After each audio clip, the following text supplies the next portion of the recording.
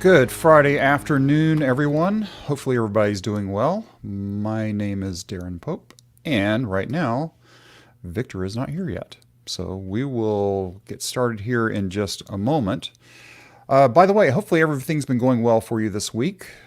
Today is October 30th. Tomorrow is Halloween, so if you have your candy, that's great. I haven't bought mine yet. It's about time to go buy it. Maybe. I have to wait to the last second, otherwise I eat it and then the kids don't get anything. So, as we're waiting on Victor here, by the way, if you haven't hung out with us before when you come in on Fridays, you need a drink. So if you don't have a drink, go grab a drink real quick. My drink of the week this week is lemon. Of course, it's going to go out of focus, but that's okay. And this is how we start the Fridays, right there. So there is the opening of a Friday, in my case, afternoon. Hopefully your week was good. We've got a lot of news to get to this week. But also, if you don't know who we are, my name is Darren Pope, and Victor Farsick is my co-host for a podcast called DevOps Paradox that releases every Wednesday at 6 a.m. Eastern, typically, as long as I don't mess up. And then every Friday, we've been doing this live stream since about April timeframe. I don't remember the exact date. Just to talk about what's been going on throughout the week and look at some news and just talk about other things. So we call this on Fridays DevOps Paradox Live. And that's what we're going to do right now as Victor is still not here. But that's okay. We'll keep going here. Let me go ahead and get a couple of things ready. First off, did you listen to this week's podcast episode? If you didn't, you should. It was titled, Are You Doing CI, CD, or None of the Above? We had a guest on with us, Ant Weiss. He is the CEO at Automato. It's O Tomato or O Tomato, depending on where you're at. And you can go check out that episode. In fact, let me get things switched over here real quick, because I can't do it all in one fell swoop. You can check out the podcast at this URL, which is devopsparadox.com/79. And right now we do have Victor. Hello, Victor. Hey. That's okay. I can handle the show by myself. You can leave. You can start your your weekend early. It's not a vacation weekend. No, please stay. Oh, crap. Okay, well, that's the way life goes here, right? He trusted what I said, and then that's just sort of how it goes. Oh, he came back, thankfully. All right. Thank you for arriving back. Anyway, the podcast this week was with Ant Weiss, and it was quite an interesting conversation. Ant was a very interesting personality to have on. Do you think that's a fair statement? Oh, yeah, very much. He was a Russian from Austrian descent living in Israel? Israel, yes. He lives in Israel. Yes. So it's just, it was very interesting. But so I've already done all the other stuff just to catch you up. I figured you've been busy today. Today, as I said earlier, is Friday, October 30th. Monday, it's what is being dubbed as Dockerpocalypse. Have you not heard this? You know this. Oh, yeah. I was in a meeting with Docker yesterday. Of course I did. How did that meeting go? Without saying anything proprietary, how did it go? Yeah,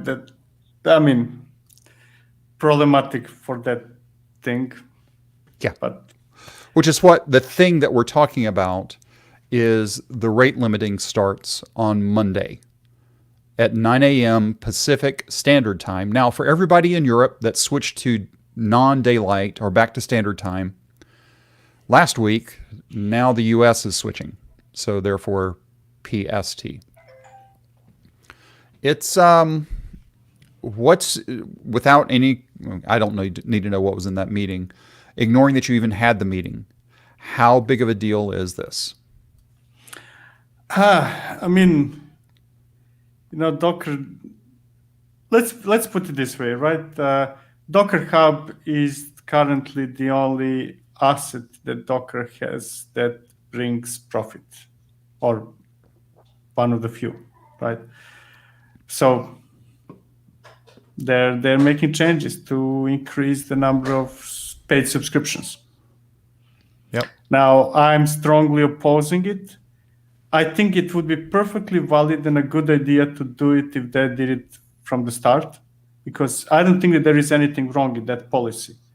What I do think is wrong in that policy is that once you give something for free, you cannot take it away, right? If you understand what I mean. So yes, if they started Docker Hub today with this policy, I would say this is reasonable. Why not? I would use it, right? Yeah. But it's the same thing. Like if GitHub was created today and says, "Hey, everybody needs to pay for repositories some amount of money," why not? I mean, companies need to earn money. People need to get finances to do something. But GitHub repos, public repos are free. You cannot take away that from me right now. Yep. You need to figure out how you're going to earn money by doing something else. And I think that the same thing applies for Docker Hub. Free account need to stay free with the same conditions as they were when I signed up for them. If something comes out initially as free, the only thing they can do is actually give you more free. Right? Yeah. That would be, you wouldn't complain about that. Figure out a service on top of it that people would be incentivized to use. To pay for. Yeah, exactly. Right? To pay. So, exactly. Right. So the platform that we use to do the show is called StreamYard. There is a very limited free tier. We pay for this so we can do some of the other features. That's more than reasonable. And we've talked about the Docker thing in the past. And I don't know that I am as harsh with you about pulling things away from being free. I think at some point you have to, especially in these economic times. But it's not helping them any. And that's the thing. I don't think it's not only about whether it should stay as is or they should apply those policies. On my limited experience with limited number of people, I think that the reaction is not, "Hey, okay, let's let them pay for it." The reaction is, "Hey, if I'm gonna pay, then I'm now mad. I'm gonna go and pay to Google or Azure or somebody else, right?" Somebody else, yeah. And I don't think it will accomplish the desired effect, because those who want to pay, they're already paying. Right. And those who have it for free, like, to be honest, I have like hundreds of images over there that are public. Yep. Now, I'm not really worried because all my successful open source projects were based on Swarm, and Swarm doesn't exist, so I don't have anything that is having a huge amount of pools. So people will not suffer from that. But hey, I have hundreds of images there. They're there for free, and I would like them to stay as is. Now, Docker is not removing those images. Let's clarify. Right. I mean, those that are not used for a long time, they're removing it. For example, there's the policy I'm completely okay with. Right. The one they deferred. That was the policy they deferred till February, I think. Sometime next year. That one I'm okay. Kind of like, hey, if I'm paraphrasing, so correct me if I'm wrong. If an image is not used by anybody for half a year or something, remove it. Yeah, why defer that one? I don't understand why. Right. That one I would have probably brought forward a lot faster, because that would have cleaned up who knows how much disk space, because it's purely disk at that point. But I understand why you want to go after this one first, because bandwidth costs more than disk. Especially if people have created images that weren't optimized, meaning I've got an image that has 40,000 layers in it when it could have been only maybe 5. Look, it's not about the cost. So I would, if it would be about the cost, I would go for it. I would say that's okay, right? But it's not about the cost. It's about increasing income by doing that instead of building a new feature. Or something that would make me give more money, right? Because if it's only about cost, I can guarantee, I'm guessing now, so I might be wrong, but if Docker goes to Google, Azure, or AWS, one of those three would say yes to proposal, hey, will you kind of like join and kind of like host this for us? And in return, we would associate Google, let's say, with Docker Hub, kind of let's do it together. Well, yeah, I'm pretty sure that Google or Azure or somebody would say yes. So they could find a partner to share those costs. I'm sure. Yeah. So in case you're just now getting here today, by the way, thanks for joining us live for the people that are here live. If you're pulling images today from Docker Hub for any reason at all, and you're not logging in to get it, don't be surprised when you see this message show up in your logs next week.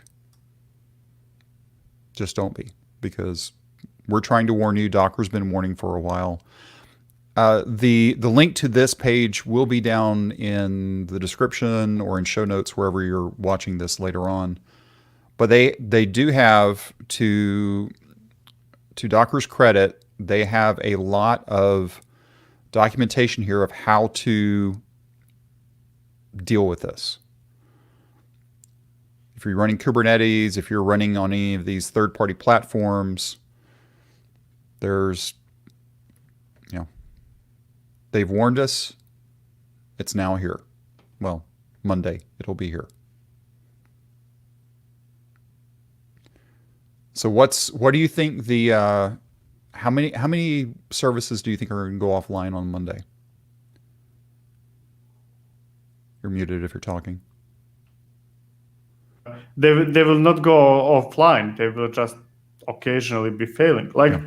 I have a bunch of examples of pipelines in different tools that are pulling images without authenticating. I mean, this is a silly example where it's not as serious as it will be for some others, but that will start failing because if sufficient number of people do it, it will start failing, right?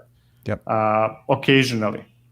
So it's not really going offline. It's more about but I'm saying you hit that rate limit. Well, no, it's saying, you could have services that, let's say a SaaS that is pulling images and they didn't catch up, and they do the deploy, and let's say they were not well formed in their deploy processes, things could get really bad. Expect interruptions, I guess is what I'm trying to say. Yeah. Interruptions are never good. So from a trick or treat perspective, this is not a treat. I don't want to say it's a trick because it's not a trick. They told us it's coming. So I mean, they told us that it's coming. Look, as if every single person who is using Docker is reading news and all that stuff. I mean, come on. It will just many people will be caught with their pants down with this. Yep, and that's one of the reasons why we do this show, is to try to help you out, just in case you haven't heard about this yet. Exactly. Okay. Enough sadness. Let's talk about something maybe a little bit more fun. I saw this pop up through one of my Slack channels this week. And I do read the GitHub engineering blog. Not all, I don't stay on top of it, but this one looked pretty interesting of how they've sped up their CI workflow. Now this was, again, the link will be down below. This is a very interesting overview of something you may not understand about GitHub. One of the things that was pretty interesting at this moment, the monumental Ruby monolith that powers millions of developers on GitHub.com. Stop. Monumental Ruby monolith. It doesn't have to be Java. It doesn't have to be Go. It can be something else. But, and I knew it was on Ruby. That's a well-known thing. But this first paragraph under analyzing the problem, you need to read this, grab a drink, come back and read this paragraph again and understand what they're saying. It's this second sentence: every commit to a pull request triggers 25 CI jobs and requires 15 of those jobs to complete before merging the pull request. Holy cow. No, next sentence. Look at the next sentence. And then, as I'm saying, this 4-sentence paragraph is amazing. That meant a developer at GitHub spent approximately 45 minutes And forget the 45 minutes, 600 cores of computing resources for every commit. Somebody had misspelled a word. Guess what? 45 minutes, 600 cores. And this is probably the greatest understatement. That's a lot of developer hours and machine hours that could be spent creating value for our customers. And it goes on. There are other things in here, and they get into like lead time and other stuff. This is probably one of the best case studies I've read that it was just very, very interesting to read. And if you're not really in the CI space like you and I are, Victor, you may say, that's not a big deal, but read beyond what they're saying here. There is a lot of golden nuggets in this post that could be taken into any shop. It's phenomenal. And there are a handful of other posts that aren't related directly to this one, but are posted right around the same time that give you even more insight into things, how engineering within GitHub happens. Without it being explicit, you can read the stories here. And this is an amazing, amazing read. What was the solution?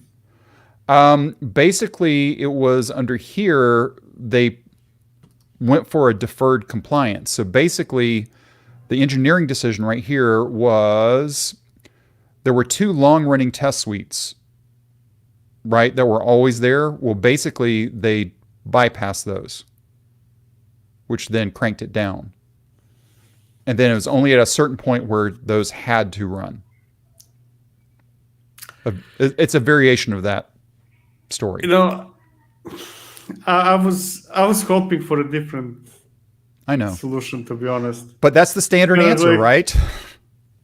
So just stop running. So stop doing what you're doing, right? Stop running steps or some of the steps or tests or whatever.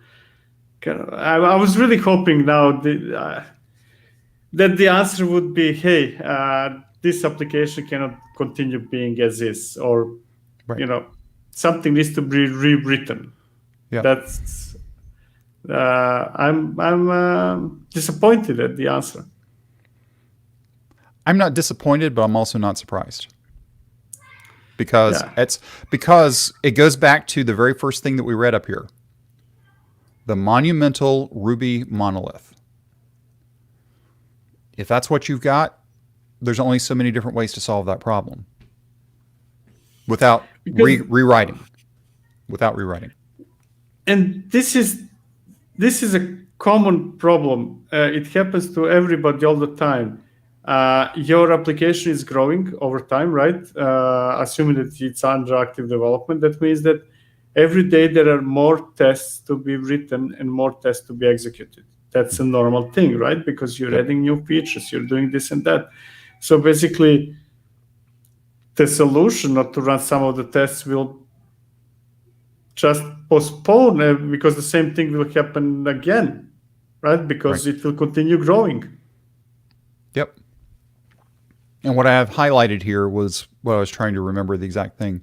The 2 integration testing jobs were the bottleneck. Everything else ran in 13 minutes. So basically, what was 45 minutes, if you skip the 2 integration tests, it's only 13 minutes. And how many cores are those 13 minutes? Well, I don't know how to do the math on that, but because I imagine with the integration test, it's probably using more than, or it's probably isn't a direct ratio, right? It's probably if you ignore the 2 tests, who knows? I don't know. I would be completely guessing. And this is the other thing too that we always see with larger integrations is, apart from being flaky, which means the integration tests were being flaky, it increased friction, right? Number one, probably due to time, but they're still fighting, just like everybody else, the test suite going flaky. If I would get those sentences that start with, if I got the dime every time somebody asks me something, if I got a dime every time somebody asked me how they can automatically rerun a step or a pipeline when a test fails, I would be rich. Maybe not rich, but I would have significant chunk of money. And that's directly because of flakiness, right? Yeah. Well, I like what Vladislav brought up here. It's like they generate enough value to be a big business, acquired by Microsoft. Sort of have a thread here. Still amazing, even after being acquired. As long as it, what's he say? As long as it is like that, who cares? Yeah. It is like that, who cares? Exactly. Yeah. No, but I mean, ignoring now their 600 cores, test cases, stuff like that. I mean, GitHub is awesome. Let's face it. And we can now say whether it's slightly better or worse than what else there. GitLab, GitLab would be yeah. It does what it needs to do. It is improving over time. And I feel that I was in minority when that happened. When they were acquired by Microsoft, I was like, so what, right? Yeah. The whole world went crazy. The end of the world. We are all going to move to GitLab because they're going to be swallowed by greedy Microsoft. And none of those things happened because I think that people still have that problem to adjust to new Microsoft. The Microsoft that people were afraid of doesn't exist anymore. Yep. I mean, they're a corporation that earns a lot of money, and they're huge and all those things, but that's not Bill Gates' Microsoft. Right. And to finish up with Vladislav, but it is a bit disappointing on practice what you preach. Right. But in the real world, if I'm building a monolith of anything and it can be done in 45 minutes, that's a great thing, but not everybody has 600 extra cores for every pull request laying around. Can you imagine that? Somebody put in 6 pull requests, that'd be 3,600 cores laying around. Who has that? But that's kind of the thing for many companies, teams, have a difficulty justifying the investment in breaking the monolith, right? That's probably one of the biggest challenges, how to justify that investment. But in their case, justification is right there, kind of like, how much does it cost to use 600 cores? And then just take that money over a year, and how many developers do you get just to work exclusively on breaking that stuff? I haven't done the math, but I'm pretty sure a lot. It'd be a lot. Yeah. So if you don't follow the GitHub engineering blog, you should. It's usually a very good read, and these past few and this past week have been really, really good. Okay, let's move on to the next item. I actually saw this pop up on Reddit, and we'll look at Reddit in just a moment, but this post that was on NewStack, what GDPR shrimps to and the end of Privacy Shield means to Kubernetes-based service. Now, number one, this is a clickbait headline if there was ever one written, because it has all the words in it. So that was partially one of the reasons why I clicked on it. But the author goes into a handful of things, and CNCF sponsored the post. So we'll leave that where it's at. But basically, there's a lot of I want to say fear-mongering, but that would be too strong of a phrase. But they bring up some very interesting things here. And I do say go ahead and read this post. Again, knowing who sponsored it, which was CNCF, they go through all the setups, all the objections, all the things, but basically they get down to the point of, well, if you use AWS, you can't, the short of this is you're not, your data, just because you're in AWS, even if you're located in Ireland or whatever the EU data or EU regions are, because AWS owns it, it still falls under US policies, which is what the problem is. So then they go into, okay, well, here's all the different services from AWS. Here are the CNCF alternatives, and fill in the blank, right? Again, keep in mind CNCF wrote this post. Now, I'm not saying it's good or bad. It's just remember who wrote it. Yep.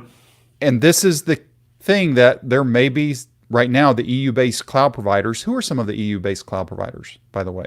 I don't know any specifically. Nobody. There are, okay.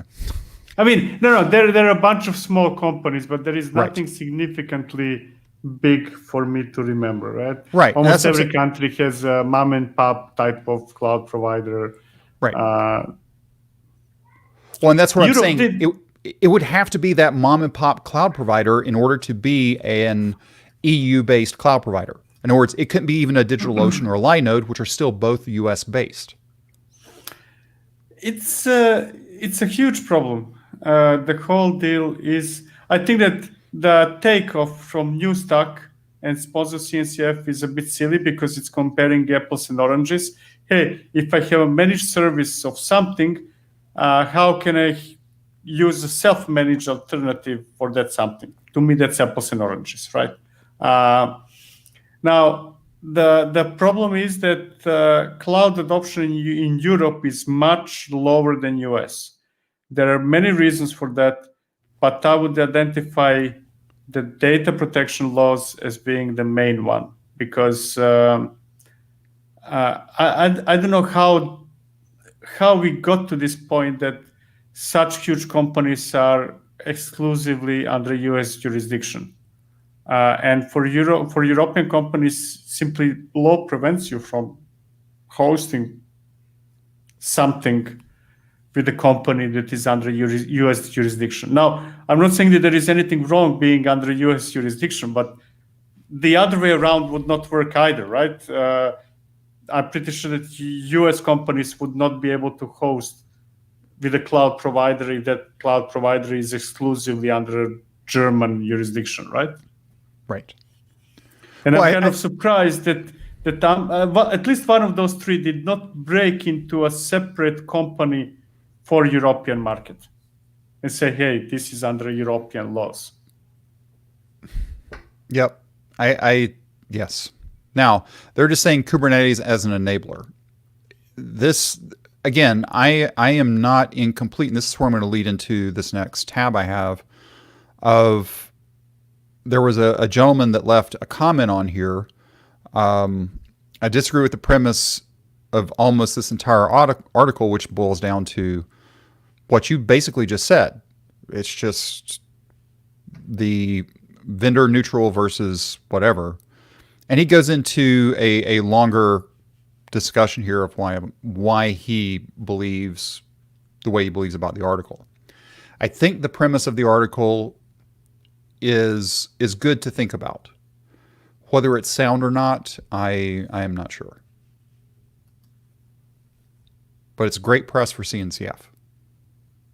If you go back to Reddit for a second. Yep. This is because by building services atop of cloud vendor neutral technology, adopting a multi-cloud strategy is more feasible than ever. How is this even related? Because the problem is that all clouds are in US or China. Kind of like you being having multi-cloud strategy does not help you if you're a European company. Right.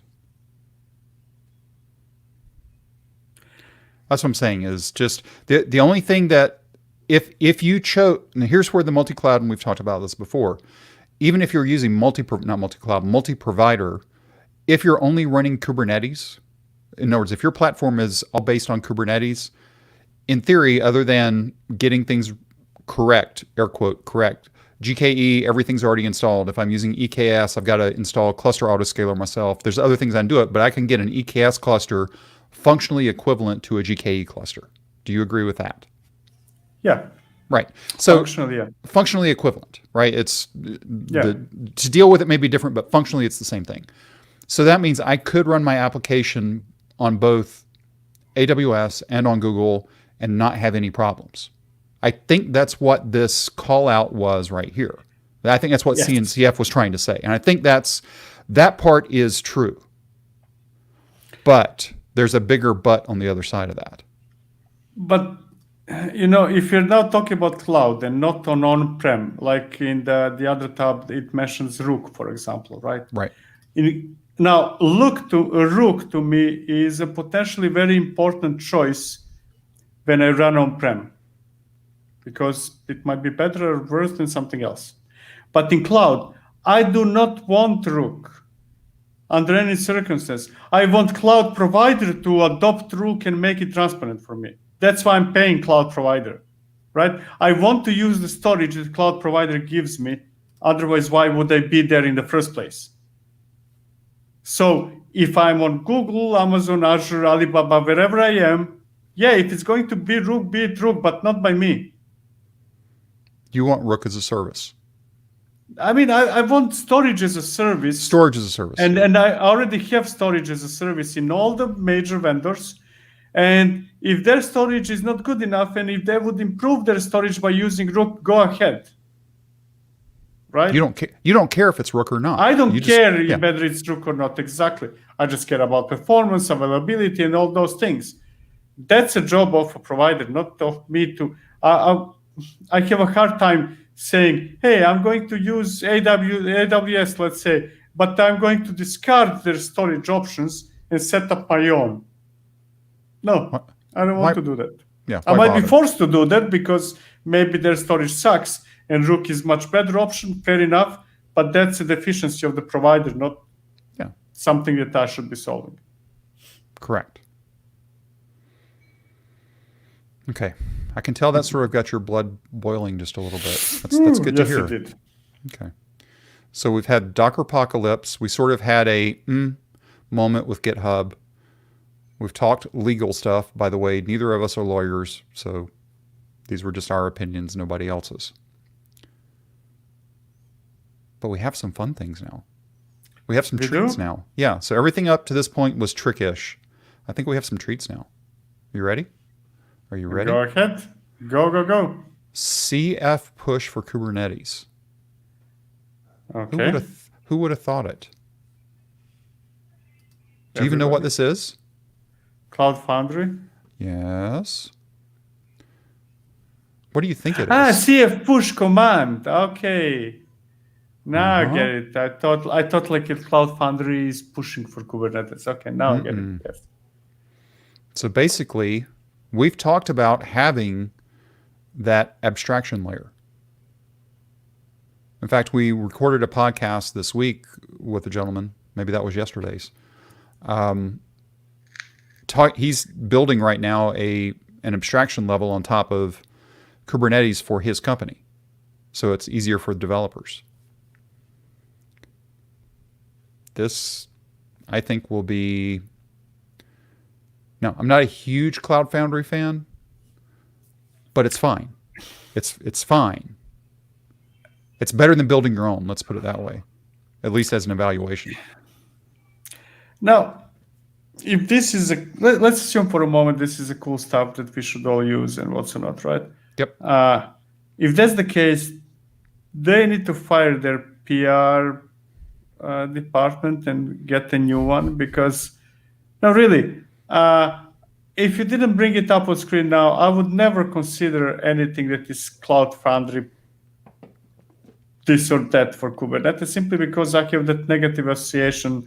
Right. Cloud Foundry, that's something that is existed in the past, and I don't want to see it ever again, right? Now, this might be an excellent solution, fantastic, wonderful, all those things, right? But simply it's putting me off just by the name. They should come up with some, rebrand it. Yep.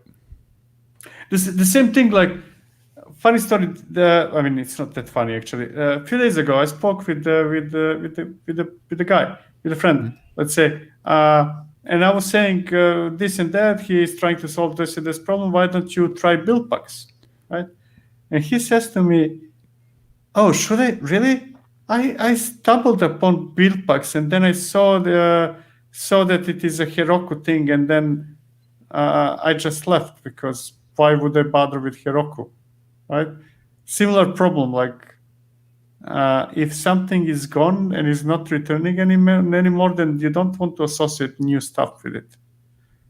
That does not mean that build packs are bad, right? Just as this might be fantastic, but Cloud Foundry, man, no. Okay, so this feels more trick than not treat. Okay, sorry. Well, maybe it's fantastic. I haven't tried it, but Cloud Foundry, I don't want to have anything Cloud Foundry related anymore. Okay, we'll move on. Copilot released their new version of the CLI. Dave, are you watching today, Dave? Dave. Thank you, Dave. Support using an image instead of the Docker file. Exactly. Now, they're still not there yet. I mean, obviously that feature is there. There's still some other things that are on our wish list. But this was probably the 70% of the wish list was this one feature. This was a big one. Thank you, Dave. Thanks to everybody at AWS for making this happen. And they're just slowly but surely starting to roll these things out. Now, the other thing that they brought in too was this new feature now supports jobs, which is their scheduled tasks. So think background. That's all it is background. And in fact, I don't have a note for this, but I also noticed that Netlify this week announced their either alpha or beta for their background task on the edge type stuff, which my gut feels is probably either based off of this or some of the Lambda stuff they've wrapped before. But this was they fixed a couple of things, but the big thing was the new command family for job, supporting an image, and then just a named profile change. Thank you, Dave. Awesome. What else can we tell them to go do for us? I don't know. I have to try it again. I haven't played with it for 2 months maybe. Yeah, I think now is this. I think it's now it's time to play with it again. Yeah. So, and in fact, if you notice, this was released 7 days ago. This actually released, I think, within the hour after we finished the show last week. It's like we could have had like breaking news and could have talked about it, but no, it was not there yet. That's kind of the problem that I think that many tools are facing, at least from my perspective, or the way how I think of those, is that sometimes tools come as if they are self-contained, used exclusively, right? And whenever I play with a tool or try or use a tool, I always think of it in the context of being part of a system, right? Like building images, right? No, I'm building images my way. I want Copilot to do this and that, right? It cannot exist in isolation. And that's such a simple mistake that I think that many projects do, thinking that they can exist in isolation. And that's just wrong. Yeah. So again, AWS, Dave, everybody else working on Copilot, thank you. We will start exercising it again at some point, hopefully soon. Don't know when. All right, next. This one may make you even more happier. So this was a treat. Eventarc is now in public preview. Now, what is Eventarc? This is on Google Cloud Run, and this gives you now the ability to receive events from cloud storage in a Cloud Run service. The parallel to this would be an S3 bucket throwing off events and somebody listening for that event. Now, obviously, you could have done this before, but now it's just native to Cloud Run. Now, again, pre-GA, your mileage may vary type stuff, but this could be interesting. Think of the use cases. Somebody uploads something to a storage bucket that fires the event that then fires off your maybe a background type task that you have in GCR. Does the work. It's not function as a service because that was too constraining. So, I mean, this feature alone, I had a project I was working on a couple of years ago just as a fun side project, and I was doing it all in AWS, and it was Lambda and all the things. And it wasn't painful, but it was a challenge. This would make almost all of that challenge go away, the way that they have cleaned it up here. This is great. And And I suspect, and I repeat, I suspect that this is a base for something else coming later, right? Because if you have trigger on storage, then later on you will probably have trigger on things being on top of storage, like maybe container image. Ultimately, when you push it to a registry, you're pushing it to storage, right? Even though there is application running on top of the storage for you to retrieve those images, what's or not, right? So this is first step towards probably something else. Higher level triggers. Yep. You have to have the foundation first, then you can make prettier things. But anyway, and they walk you through an example of how to do this. In fact, let me get back to this example here real quick. Oh, they actually don't show the code here. No, I'm not going to go there right now. But this one's pretty cool. I like this one. This is another good treat. Yeah, I think that whomever is listening this already knows my stand that I see Google Cloud Run as being one of the potentially biggest hits coming. I think it's huge. I just love it. Yep. Dave, copy some of this stuff, Dave. Sorry, no. I think AWS is doing a good job too. And you have to think about it. AWS from just from a timeline perspective has been in the market a lot longer than GCP, right? A few years at least, right? So they have other, I'm going to use the phrase technical debt that Google probably doesn't have. I'm sure Google has their own technical debt. But since Google has gone all in on Kubernetes, GCR is based on Knative, whereas AWS's stuff is based on whatever they baked in order to actually get ECS out to begin with. Was ECS too early to market? I can't say that. It wasn't. I don't think it was a huge hit, and it is commercially, it's a very good, very viable product. I think it's a dead end with Kubernetes, but hey, it's a success. So ECS is a vendor lock-in for sure, right? You can't take whatever process you're doing for ECS and take it to anybody else. However, with what they're doing with GCR, where it's based on Knative, if Azure, if AWS offered a Knative as a service, basically it would be GCR all over again. Yeah.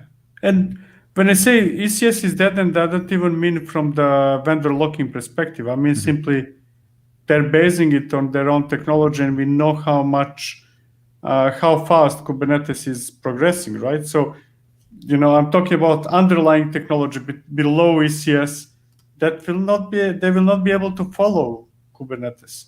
So their service is inevitably going to get worse and worse compared to, let's say, Cloud Run, simply because Cloud Run uses Kubernetes. Kubernetes has thousands of people contributing to it, right? But what I like the most about Google Cloud Run is that for a long time now, I've been telling people, not long from now, Kubernetes will become invisible.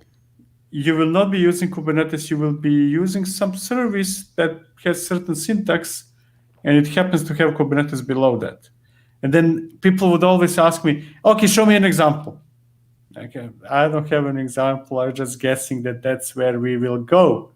And now I have an example, right? Kind of like Google Cloud Run is an example of that, of making Kubernetes invisible. Yep.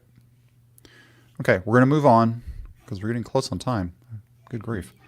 One of your not so favorite UIs for managing Kubernetes. It's okay, be nice. Infra App actually had 2 releases in this past week. The first one, which I initially had, and they had one that came out this morning, 42 is our biggest update yet with all resources tab, which is actually pretty cool. Forget about that you can change things, but from a visualization standpoint, this is nice. Yes, but I don't think I commented. You know what is my beef with Infra App? What? Pricing. So what so if you look at, let's say that screenshot, right? This is nice UI, and I'm going to ignore my opinion about Kubernetes UIs in general. Like, it's a nice UI, not specially nicer than some others. There is nothing especially better here than any other. Let's say Lens, right? I've been using Lens lately. This is not better than Lens from my perspective in any form of way. Let's say it's equally good, and equally good is good, right? Now, except that this one costs money. Right. So I cannot treat you the same way as Lens when I evaluate you. Yep. So it's $100 a year. It's free for one cluster. Oh, okay. Basic plan is free, one cluster. Yeah, but come on. So I need to repeat this over and over again. I have no grudge about companies charging money for their products. I think that's okay. But you need to have something on top, something better, something differentiating compared to all the other free options. I might say that free options might be better or equally good than this, doesn't matter, but not for money. Yep. So that was the big announcement in 42, and then in 43 they had some stale data fixes, this was an interesting read today. They actually found that there is a specific issue in AKS, so they ended up having to make changes to infra to solve that problem. So, and they fixed a couple other small things too. But again, if you're using Infra App today, it was created by the guys that actually did Docker desktop. So that's, it's from a UI perspective, it's nice, it's good. Lens is fine, K9s is fine. All of them are fine. Like I do pay for certain tools that also have free versions, but it's just because there's a few things extra that I like. And also as a developer, I like getting paid, so I know they like getting paid too. All right, that's Infra App. Last one, KubeLinter. Are you ready for this? Remember StackRox? Remember we've had StackRox on a few times to where they were basically comparing every quarter, and it's about time for them to have their next quarterly one. Well, they created this KubeLinter project. And just like, where did it come from? Configuring Kubernetes applications is hard. Really? I've never had a problem, have you? Last 2 hours, I haven't. It's because you haven't touched Kubernetes in the last 2 hours. Exactly. So anyway, it is a linter. I have not had a chance to test it out yet. But again, because it is a binary, it's just written in Go, pop it in whatever your CI tool is and see how it goes. There's even a video for it. Wow, and even with cool colors of things. So KubeLinter, in fact, let me click over to this. I haven't even looked at this one yet. Let's see, KubeLinter, static analysis tool that checks Kubernetes YAML files and Helm charts. New tool. I think it's awesome. I think it's an awesome little tool. Yeah. And I like if you go back to the post, the previous tab, I like if you go okay, KubeLinter was born at the beginning. Right there. Out of pain point that we know only too well as StackRox. I always admire tools that are based on solving internal pain first. Because then you know that you're solving a problem that if you have, the chances are that somebody else is having. That's so much better than trying to solve an imaginary problem that you hope that people will have. Yep. So go check it out. The link to this and to the other places are going to be all down in the show notes. Let's flip back over to this and get rid of this because that doesn't really matter right now. Hey, wow. There we go. Hey. Okay. All right. So we are actually getting close to time. Amazing. your video this week, Progressive Delivery Explained. Yes. With drawing, I was drawing. You were drawing too. So artistic. You went, and of course, if you've listened to us, watched us at all, you know that progressive delivery has been around a long time. In fact, one of our guests early on, Carlos Sanchez, does he take the credit for actually coining that phrase? No, we clarified it. I think in recording for the KubeCon, he started talking about progressive delivery. I interrupted him kind of. Did you really want this? He didn't. Okay. We love you, Carlos. Yeah. It's yeah. So it's sort of funny, but also if you're not part of the Slack community, you can see that scrolling right down below. Go sign up for the Slack community. You can ask us questions there. You can tell Victor what video you want next, because right now Victor is on a cadence of a new video every Tuesday. Have you already recorded your video for next Tuesday yet? I didn't, but I know what I'm going to do, which is it doesn't happen always. Oh, I know what I'm going to do. So I was going to if you didn't have an idea, I was going to recommend something. Yeah, what? I'll recommend it anyway. Unfortunately, it would mean that you would have to do it on Monday.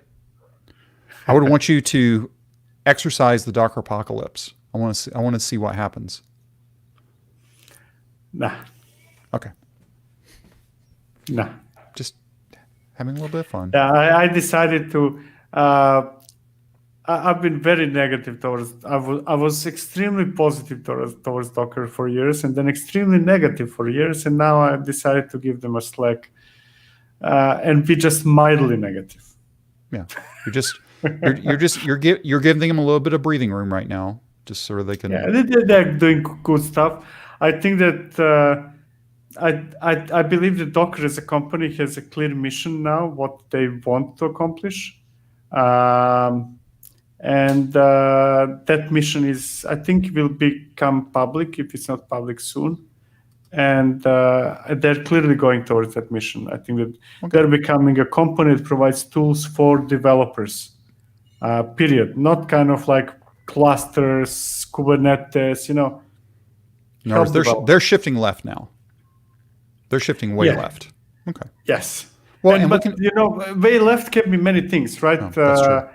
But way left towards developers in terms of how to help developers work on their machines. Right. And we're already seeing that with the Sneak integration, right? That's one of those things. Sneak and ACI and ECS. ECS. Yeah. All those things are going to be really, really important. So now if your machine is incapable of running Docker at the place you're working at right now, and you're not 2 years from retirement, it's probably time to find a new job. Just saying. Just before Christmas. Just before Christmas. Well, you can wait till after Christmas if you want to. You can find a new job before Christmas and then start after Christmas. Announce it after Christmas. Yeah. Very funny. What else do you? I think that's actually all the notes that I had for today. Yeah, it is. If you haven't bought the books, if you like this, like what we do here, it's for free. The things that help keep this free for us is you purchasing some books and courses. That fuels Victor's Red Bull and Pizza fund. And it's always greatly appreciated. We've had some people ask about Patreon and stuff. I still don't have the Patreon, even though it's in the intro video that nobody watches, but that's okay. I still haven't got the Patreon stuff squared away. There's some weird things going on there, so I'm still working on that. I need to get that done this weekend or next weekend. I can't remember which weekend it is. I've got it planned. I just don't remember which weekend it is. But what's next up on Catalog? Because Catalog is the current course. Is Catalog starting to wind down a little bit? No. The one I'm working on right now, which I'm not going to reveal, it should come like in a week. But I think it's going to be. It ended up being. You know that I don't plan. We don't plan in advance. It's going to be the longest one. That's why it takes a lot, but I think it's going to be awesome. Cool. And right. Okay, what I can say is that I'm not going to reveal which video comes Tuesday, but I can say that the video that comes through Tuesday is inspired by the section of the catalog we're working on right now. Cool. And if you're wanting to find, if you've never even heard about this catalog, if you're on the website, go click on in that upper right-hand corner up there. You can click on the Buy Catalog course now or Buy Catalog book now. I can't remember which one it is. It'll take you to a page and you can buy the book and the course. That you buy them separately. It doesn't, The course is on Udemy. This is the other thing too. I haven't checked the courses recently. If you have Udemy for Business through your day job, it may already be there. Yeah. If you don't have Udemy for Business, or if it's not in there for Udemy for Business, buy it and expense it. I'm using your phrase now. It's like, hey, we can't go to any conferences this year, but I want to learn some new stuff. This is however much it is. I don't even remember how much it is right now on Udemy. On Udemy, usually if you get a discount, and if you don't, you will find discount on devopstoolkitseries.com. Yep. And I think then it's like $15 or something like that. Yeah. Or ping either of us. Will send you a code with whatever is the lowest allowed price in Udemy. Yeah. Udemy's pricing is challenging to say the least. We have no control. But if you want to buy the book from LeanPub, that's a little bit different. We have a lot more control over that. Let's see if I can share this here real quick. So DevOps Toolkit Series, Catalog, Patterns, and Blueprints. The video course is in Udemy. The book is currently available only from LeanPub because it's still under heavy development. At some point, it will probably be available in print. If we ever finish it. If we ever finish, and that's the key part, is it has to be finished before, if you ever see a print copy of it, you know it's done. Catalog at that point is complete. So, all right. You have big plans for Halloween? I'm sure your daughter does, but you guys are locked down again, right? Yeah. I know that my daughter and my girlfriend are having plans, and they know me well enough to tell me just when the action starts. It's kind of like, get up, now. We're going now, right. kind of like. Right. Because if I tell you anything in advance, I know that your memory doesn't last more than 15 minutes. It's amazing we're actually able to do a full hour show, but that's okay. All right. For everybody else that's been around with us today live, thanks for showing up live. We should be back again next Friday if everything works out, which I think it does. I haven't looked that far ahead yet. We're not traveling. You're still not traveling, right? Especially in lockdown. No. Right? No, and I don't think that anybody will be traveling anytime soon. At least not for business. There's lots of people traveling for pleasure, which is sort of weird. Yeah. But it's we're missing conferences. Let's just put it that way. We're missing conferences. Free booze. For you, yes. And for DevOps Radar, you're welcome. Vladislav, thanks. You have a great weekend as well. For everybody else that's watching on the replay, again, all the notes for today's show can be found down below wherever you may be watching. So, with that being said, everybody have a great weekend. Give the kids the good candy. Don't give them the crap candy. Give them the good candy. You as the parent, you need the crap candy. Give the kids the good stuff. Thanks, everybody. Have a great weekend.